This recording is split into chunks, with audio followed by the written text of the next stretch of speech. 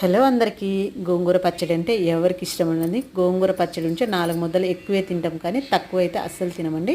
నేను ఎలా చేస్తానో ఈ గోంగూర పచ్చడి చూపించేస్తాను, వచ్చేయండి. దానికోసం ఒక స్టవ్ మీద ప్యాన్ పెట్టుకొని 1 టేబుల్ స్పూన్ ఆయిల్ వేసుకొని 1 టేబుల్ స్పూన్ ధనియాలు, 1/2 టేబుల్ స్పూన్ జీలకర్ర, 1/4 టేబుల్ స్పూన్ మెంతులు, ఒక 4-5 ఎండుమిర్చి, 4-5 పచ్చిమిర్చి, ఒక ఉల్లిపాయ వేసుకొని బాగా ఫ్రై చేసుకోవాలి. ఈ ఫ్రై అయిన తర్వాత అందులో ఒక 2 చిన్న టమాటాలు వేసుకొని ఒక 2 నిమిషాలు ఫ్రై చేసుకున్న తర్వాత ఒక పెద్ద కట్ట గోంగూర నీట్గా వాష్ చేసుకొని వేసుకొని ఒక 1/2 గ్లాస్ వాటర్ వేసుకోవాలండి. చిన్న మంట మీద మొత్తం బాగా అన్నీ ఉడికేంత వరకు ఉడికించుకొని పక్కన పెట్టుకొని చల్లార్చుకోవాలి. ఇప్పుడు ఒక మిక్సీ జార్ వేసుకొని అందులో వేసుకున్న తర్వాత తగినంత ఉప్పు వేసి ఫైన్గా మిక్సీ పట్టుకొని పక్కన పెట్టుకోవాలి. ఇప్పుడు స్టవ్ మీద ప్యాన్ పెట్టుకొని 1 టేబుల్ స్పూన్ ఆయిల్ వేసుకొని అందులో 1 టేబుల్ స్పూన్ పోపు గింజలు, ఎండుమిర్చి, కరివేపాకు, కొంచెం కొత్తిమీర వేసుకొని తాలింపు వేసుకోవాలి.